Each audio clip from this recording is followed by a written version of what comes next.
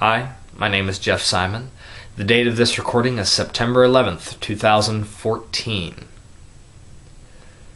Prior to 2001, the existence of the United States had only truly been threatened 3 times. The first, obviously, was in 1775, when our colonial war with the English began.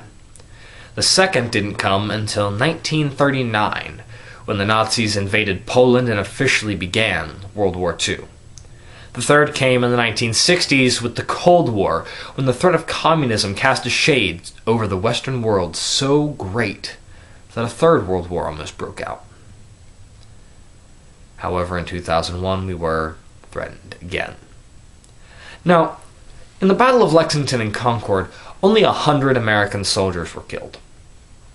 And the American Revolution as a whole took about 4,000 to 7,000 American lives. World War II killed about 418,500 American men and women. In the Cold War, less than 50 American men and women were killed. This is excluding Korea and Vietnam. On September 11th, 2001, America's way of life was, as I stated, threatened once again. This threat did not come from any country, but from a group of terrorists known to the world as Al-Qaeda. The death toll of the terrorist attacks on that day alone is estimated at around 2,753 people, a few hundred of which were firefighters or officers of law. This leaves about 2,350 of the casualties to be civilian. Up until this point, the United States had never seen this specific kind of horror, experienced this specific kind of shock.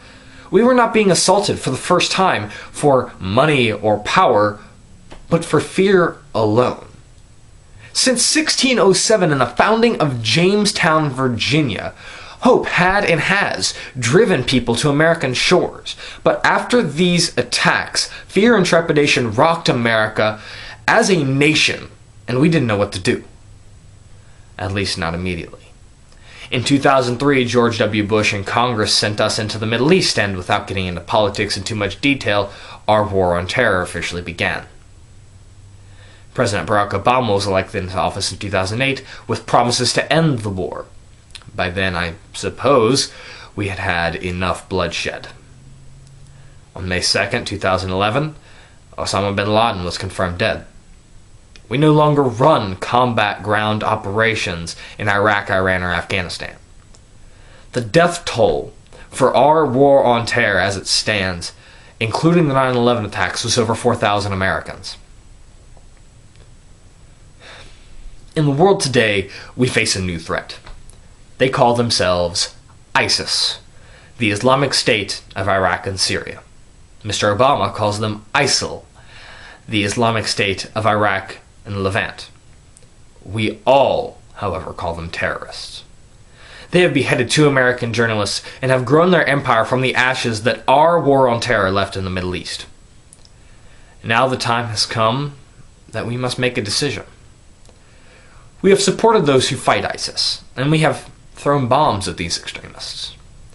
On one hand, a ground war with a fighting force such as ISIS could cost us thousands of more American deaths and millions of more dollars, which we cannot afford. On the other hand, refusing to take direct action may allow for the growth of this radical group to the point where they pose a direct and overwhelming threat to not just the United States, but to the free peoples of the world.